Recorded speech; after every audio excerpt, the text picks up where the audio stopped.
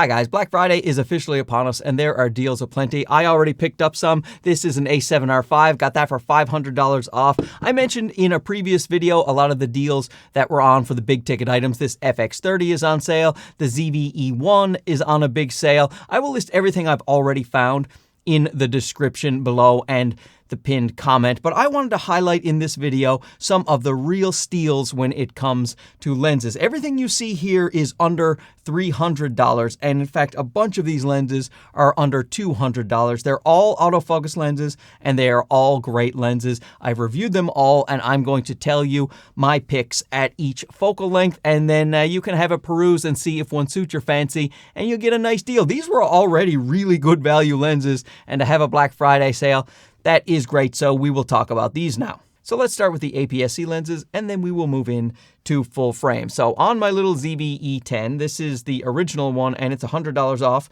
right now as well, in case you don't know. This is the Sony 11mm f1.8. Now, this is not one of the cheap lenses that I'll be talking about. It is on sale, $50 off, but that still makes this lens $500. And overall, it is the best wide-angle, fast autofocus lens you can get for the Sony system. You want to do a lot of handheld vlogging, or you want to do astrophotography. This lens is a really good lens, but we do have an alternative for a much lower price. This is the ZHIYUN 11mm f1.8, and that competes very mightily with that Sony 11 in almost every category, except this one is $268 on this Black Friday. Normally, it's $298, which is still a good deal, but right now, $268 for this nice wide-angle lens. So if you have a really tight little space and you need a wide angle, this will fit the bill.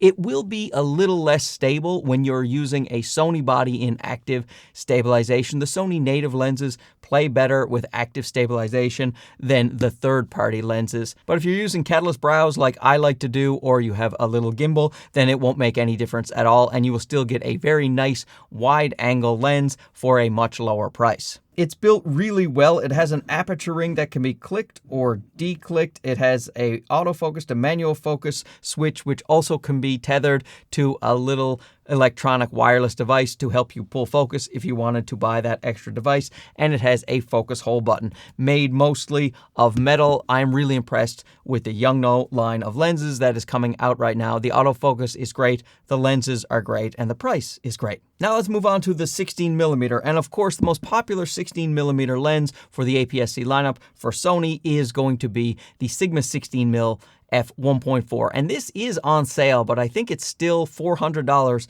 when it's on sale. So this is not the one we will be talking about, but still look around for a good price on this lens because it is a 1.4, lets in a lot of light. But let's highlight another ZHIYUN metal build lens. This one right here, let me show it in the second angle. We're lining it up there. 16mm f1.8. So it's a 1.8 and not a 1.4 like that Sigma lens. But really, I mean, it's still very good. A 1.8 in the studio. Like right now, I'm shooting on f2. I rarely shoot on anything below f2. 1.8 will get you still a nice background separation even in a situation like this. I did a video comparing it to the Sigma 16 f1.4, and as you can see, it is much smaller and lighter. I prefer the build quality. It has a switch for autofocus to manual focus, a focus hold button, and it is a nice solid little metal lens that performs as well optically, if not better, than the Sigma 16mm f1.4. So really the only thing you're losing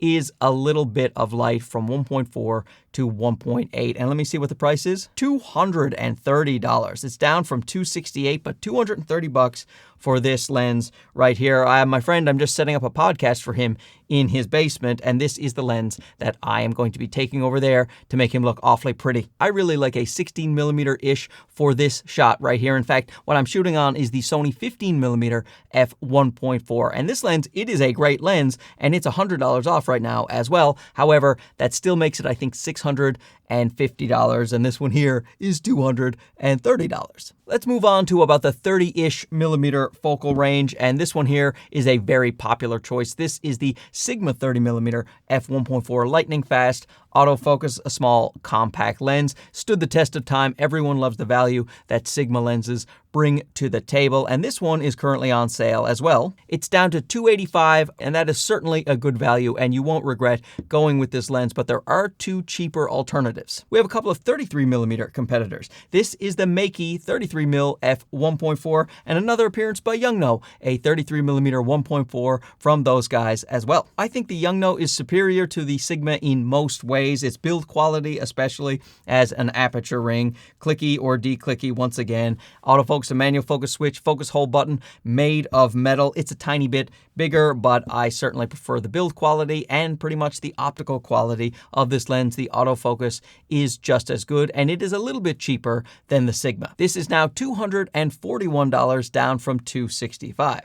But the Meiki just knocks it out of the park when it comes to price. This is crazy. This is $184 right now. It's down from $230, which was already a remarkable deal, but $184. The build quality is nowhere near as good as the Yungno lens. It's more of a plasticky build. It does have an aperture ring that turns nicely, so I like that. And the colors actually coming out of the Meiki might be my favorite of the three lenses. Autofocus is still really, really great. It's so hard to argue with $184 at this focal length. This is a focal length a lot of people like to use for travel, street photography, pictures of your family. Like, these focal lengths will look more true to life. They're approaching that full frame 50mm field of view, which people say emulates the human eye. So you can't go wrong with either of these three lenses. So check out the prices you can find and you can make your decisions from there. You can also check out the reviews I have on these lenses. I compared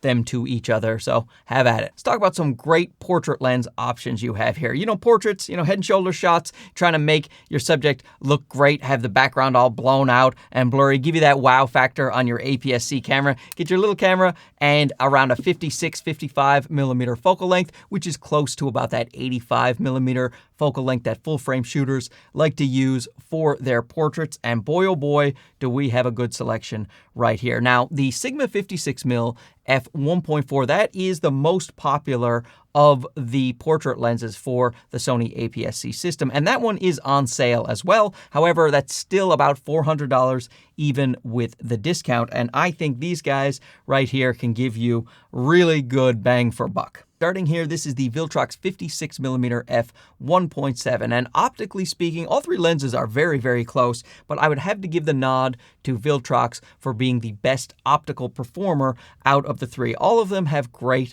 autofocus, very snappy, but I just love the images slightly more coming straight out of camera. If you're shooting RAW, probably won't make a difference, but coming straight out of camera with JPEGs, then the 56 1.7 from Viltrox is great. And this is a crazy $153. It's down from $170, so still a great value lens at full price, but $153 for a really nice portrait lens. Now, the Meiki 55 1.4 is only $7 more, $160 for an f1.4. Now, you're not going to see a huge difference between a 1.7 and a 1.4, but still, it's nice to have that extra bit of light, get that extra blur in the background and have better low light shooting. So this one also fantastic, a little bit bigger, but it does have an aperture ring and a autofocus to manual focus switch, whereas the Viltrox is just dead simple. There's nothing on it but a focus ring. So love both of these lenses.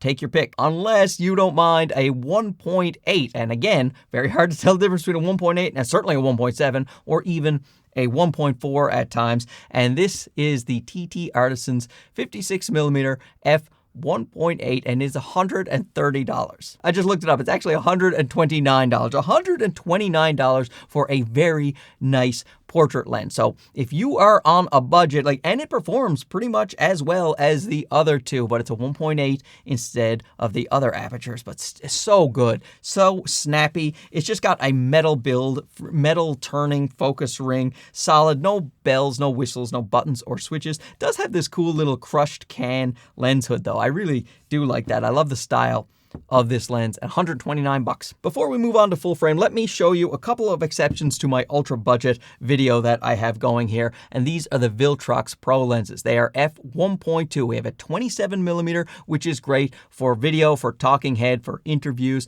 And we have a 75mm f1.2, which is probably my favorite portrait lens for the APS-C system. It just looks so crazy. The bokeh back there with f1.2 at a 75mm focal length. It looks so great. These things are not small and light, but they are an excellent value. And with the sale prices, you get one for $491, I think the 27 is, and the 75 is $493. So not dirt cheap like the other lenses I'm showing, but certainly I think worth their price. Fantastic lenses. With full frame, we have Viltrox coming out swinging hard. These two little lenses are actually full frame lenses, and one is a 20mm f2.8, which is great if you have a tight spot and you have a full frame camera, or you want to do a little bit of vlogging. This 20mm f2.8 optically fantastic, so small and light and compact and really, really cheap. $149. It's down from $176. That's their full price is $176, which is really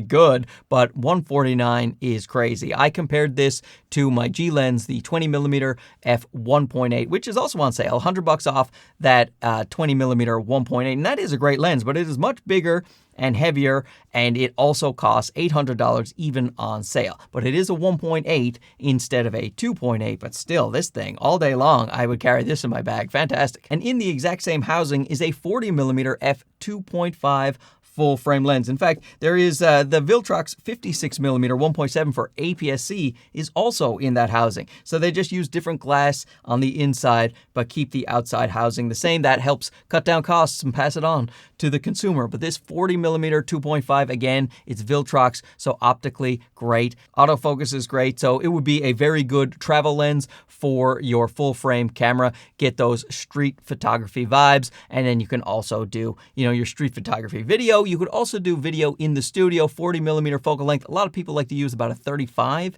in the studio or for documentaries, talking head interviews, things like that. So the 40 is certainly pretty close to that. A versatile lens that is crazy cheap. This one is $142, down from its full price of $168. I can't believe the value on these Viltrox lenses. And you talk about a full frame value, here comes Meiki again. This is a 35mm f2, so it's a 2 instead of that 2.5 from Viltrox, and this is the standard focal length that a lot of video shooters like to use. I compared this very favorably to my Sony 35mm 1.8. That 35mm 1.8, again, on sale, is absolutely fantastic, and I think rivals the Sony G Master 35mm. However, that lens is still much more expensive than this Meiki lens. So if you're on a budget, you want that 35mm look, and like I said, I shoot f2 mostly anyway. Here you go, and this one is $160. I love the options that we have these days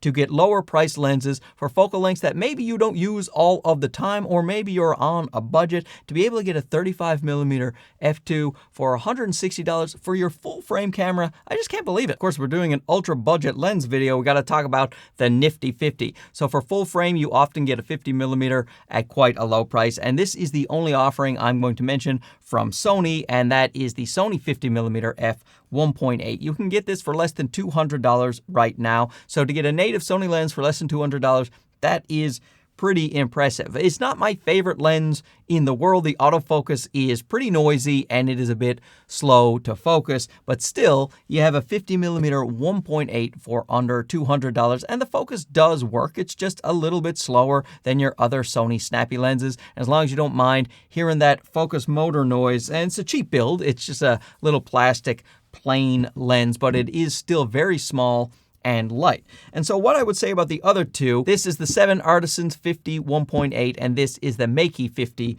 1.8. And these are better lenses optically, and their autofocus is certainly much more quiet and snappier than the Sony lens, but they are bigger and heavier. The best of the three is probably the 7 Artisans 50mm 1.8, just because its build quality is so great. You have an autofocus to manual focus switch, a aperture ring, and a really nice solid metal build. This is $182. So it's going to be cheaper than the Sony lens most of the time when you check out the prices, but this is a better build quality, and I think overall a better lens. $182. Now, the Meiki lens is not built quite as nicely as the 7 Artisans. There's no aperture ring, and it has a plastic build, but optically it's still really great. It has very fast autofocusing, and it is the cheapest of the 3. So take your pick of your nifty 50. Overall, if they're all around the same price, I would probably go with the 7 Artisans, but I also really like this Meiki lens and, of course, a native Sony lens. You have a Sony lens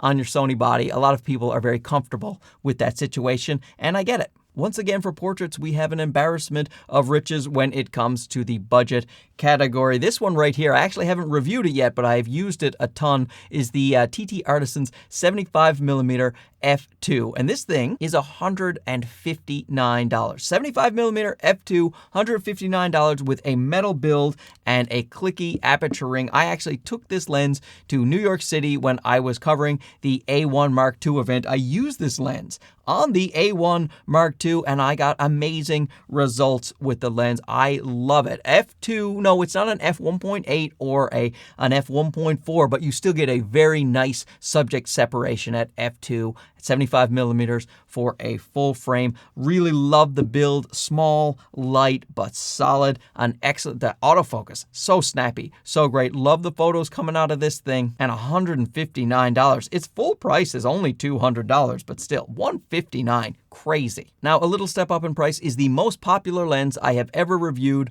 on my channel. This is the Yongnuo 85mm f1.8, and this lens is so popular because it is famed for being one of, if not the sharpest lens that you can get for the Sony system. DxOMark, back when they were still doing things, they said this was the sharpest lens of all time. So suffice it to say, even if right now it's not the sharpest, it is up there when it comes to sharpness. So you can take your portraits just with confidence, a nice fast autofocus lens, and it's got a really good metal build. It doesn't have any bells and whistles. Well, it does have an autofocus to manual focus switch and a little focus hold button, but it doesn't have the aperture ring. Still, an excellently built lens that is very, very sharp and takes wonderful portraits, and this thing is $276. That is a killer value for an 85mm f1.8, especially that is this sharp. Sony's own 85mm f1.8 is certainly not as sharp as this lens. I put them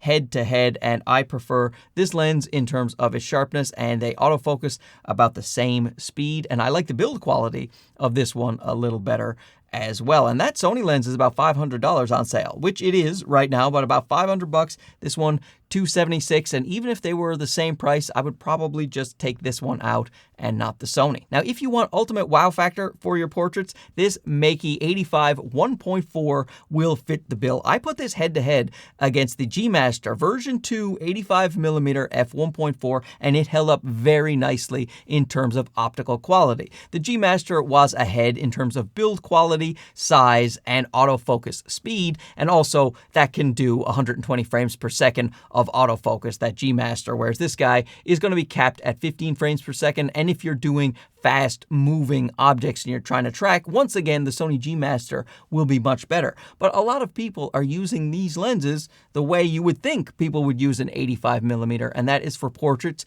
There, you stand there, line up your shot, and you take it, and this will look indistinguishable in most situations to that Sony 85 GM version 2, and this is $376 with all of the discounts right now. $376. That Sony lens is $1,800 USD, and certainly not on sale on Black Friday. $376 for what I have to say is the biggest surprise lens that I have reviewed this year. I did not expect this to perform as well as it did. So if you're looking for an ultimate portrait lens, but you don't want to spend more than, say, $400, there you go. Now, like I said, these ultra budget lenses aren't the only thing on sale. I will list everything below that I have found: cameras, lenses, lights, gimbals, SSDs for 48% off. This is a good Black Friday. I've noticed the sales have been quite good this year, and that makes me happy. And I did pick up a bunch. I bought a bunch of hard drives and a NAS, and I bought also a Mac Mini A7R5. I was thinking about picking up